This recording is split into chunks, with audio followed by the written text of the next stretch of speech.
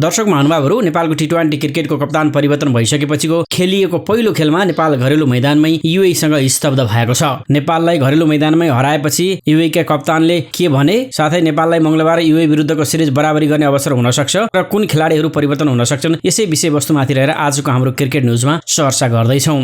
युएईसँगको टी20 series अन्तर्गतको पहिलो खेलमा नेपाल 6 विकेटले पराजित भएको छ। त्रिभुवन विश्वविद्यालय क्रिकेट मैदानमा वर्षाका कारण केही समय रोकिएपछि युएईले डीएल मेथडका आधारमा 10 ओभरमा 78 रनको लक्ष्य पाएको थियो। उक्त लक्ष्य युएईले 7 बल बाँकी छँदै 4 विकेट गुमाएर पूरा गर्यो। युएईका कप्तान मोहम्मद वासिमले सर्वाधिक 33 रन बनाए। आलिसान सराफुले 18 रनको योगदान दिए। बलिङमा नेपालका सन्दीप लामिछानेले 3 र कुशल मल्लले 1 विकेट लिए। त्यसअघि नेपालले 18 ओभर 5 बलको खेल सकिँदा 8 विकेट गुमाएर 122 रन बनाएको अवस्थामा वर्षा पछि खेल रोकिएको थियो। नेपालका कप्तान दिपेन्द्र सिंह यारी 32 र सन्दीप लामिछाने 2 रनमा अभिजित रहेका थिए। कुशल भुर्तेल 16, अर्जुन साउ 13, सन्दीप जोरा 6, कुशल मल्ल 17, बसिर अहमद 14, गुलसन जाई 1, नन्दन यादव 13 र शेर मल्ल 0 रनमा आउट भए। बलिङमा युएईका मोहम्मद जुहेबले 3, जुनैद सिद्दिकीले 2, शायद हैदर र मोहम्मद अरफानले समान 1-1 विकेट लिएका थिए। नेपालको घरेलु मैदानमै नेपाललाई पराजित गरेपछि युएईका कप्तानले नेपालले टस जितेर ब्याटिङ रोज्दा अचम्ममा परेको बताएका छन्। युएईका कप्तान मोहम्मद वासिमले राम्रो बोलिङका कारण नेपाल विरुद्ध 6 विकेटको जित हासिल गर्न सफल भएको बताए। सोमबार खेल सकिएपछि प्रतिक्रिया दिँदै उनले आफ्नो टिमले मौकाको फाइदा उठाएको पनि बताएका छन्। साथै वासिमले नेपालले टस जितेर ब्याटिङ रोजेको देख्दा आफू निकै अचम्ममा परेको बताए। हाम्रा बलरहरूले राम्रो सुरुवात दिलाएका थिए। पानी परेपछि खेल छोटो भयो, हामीले इन्जोय गर्यौं। नेपालले टस जितेर ब्याटिङ रोजेको देख्दा हामी अचम्ममा परेका थियौं। त्यसको फाइदा हामीलाई मिल्यो र हाम्रा बलरहरूले त्यसको भरपूर सदुपयोग गरे, युएईका कप्तान वासिमले भनेका छन्। यता नेपालका चर्चित क्रिकेटर सन्दीप लामिछानेले बिलाल खानको कीर्तिमान तोडेका छन्।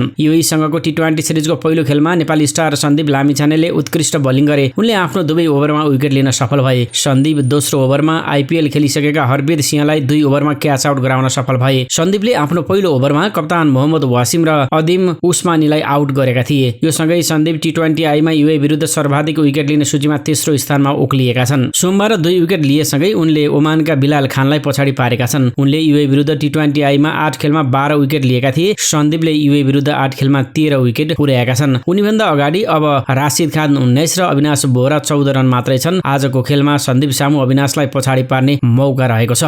घरेलु मैदानमा जारी युएई विरुद्धको टी20 सिरिजमा मंगलबार नेपालले दोस्रो खेल खेल्दैछ। खेल कीर्तिपुर स्थित त्रिवी क्रिकेट मैदानमा साँझ 5 बजेबाट सुरु हुनेछ। पहिलो खेलमा डीएल मेथडमा 6 विकेटले पराजित भएको नेपाली क्रिकेट टोलीलाई मंगलबारको खेलले सिरिज बराबरी गर्ने मौका छ। त्यसका लागि मंगलबार नेपाली टोलीले पहिलो खेलमा गरेका गल्तीहरू सुधार गर्नुपर्ने हुन्छ। पहिलो खेलमा खराब ब्याटिङ गरेको नेपाली टोलीले यसलाई सच्याउनु पर्नेछ। पहिलो खेलमा नेपालले पावर प्लेमै 3 विकेट गुमाएको थियो। नेपालका 4 ब्याटर क्याच आउट हुँदा 2 ब्याटर एलबीडब्ल्यू धरापमा परे। ओपनर अर्जुन बोल्ट र कुशल भुर्तेल रन आउट भएका थिए। नेपालले मंगलबारको खेलमा सम्हालिएर ब्याटिङ गर्नुपर्नेछ, किनकि युएईको टोलीको फिनिशिङ उत्कृष्ट देखिएको छ। त्यसैले नेपाललाई सिरिज बराबरी गर्न चुनौती देखिएको छ। पहिलो पटक दिपेन्द्र सिंह यारीको कप्तानमा मैदान उत्रेको नेपाली टोलीको फिल्डिङ कमजोर रह्यो। बोलिङमा बलरहरूले आफ्नो भूमिका राम्रोसँग निर्वाह गरे पनि फिल्डिङमा समस्या देखिएको थियो। टी20 मा डेब्यु गरेका हेमन्त धामी सोमबारको खेलमा निकै महँगो साबित भए। मुख्य प्रशिक्षक स्टुअर्ट लले मंगलबारको खेलमा केही खेलाडी परिवर्तन गर्न सक्ने सम्भावना छ।